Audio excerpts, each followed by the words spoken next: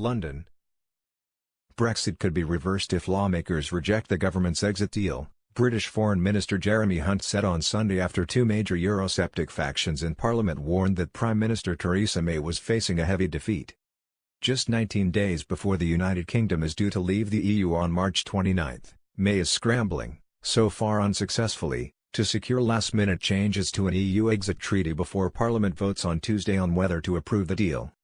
If she fails, lawmakers are expected to force May to seek a delay to Brexit, which some say could see the 2016 decision to leave the bloc reversed.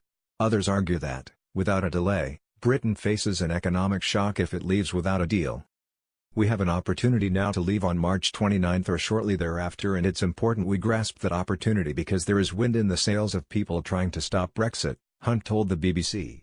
We are in very perilous waters.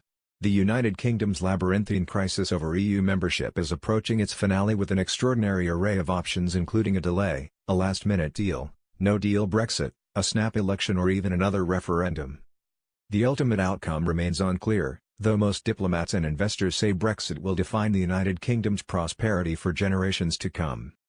The government has previously tried to use the risk of Brexit being reversed as a way to convince eurosceptics to back May's deal despite their deep reservations about it. If you want to stop Brexit, you only need to do three things: kill this deal, get an extension, and then have a second referendum. Within 3 weeks, those people could have two of those three things. And quite possibly the third one could be on the way.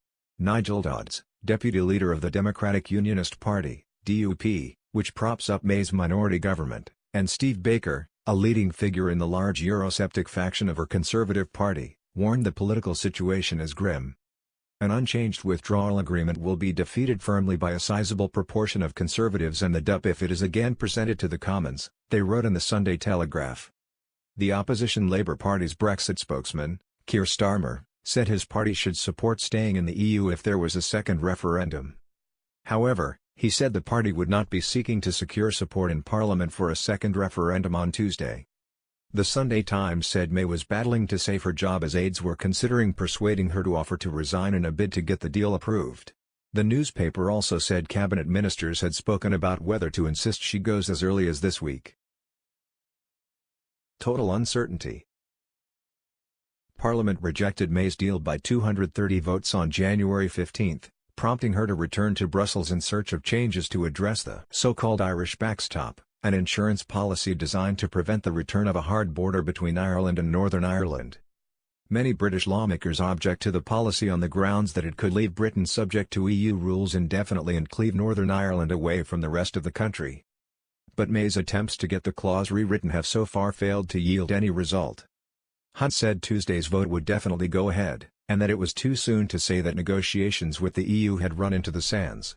He said realism and a lot of work was needed from both Britain and the EU to get a deal. More time, to do what? France's EU Affairs Minister Nathalie Loiseau told France Inter Radio that she did not see any value in extending the window for talks. More time, to do what? We've had 2 years.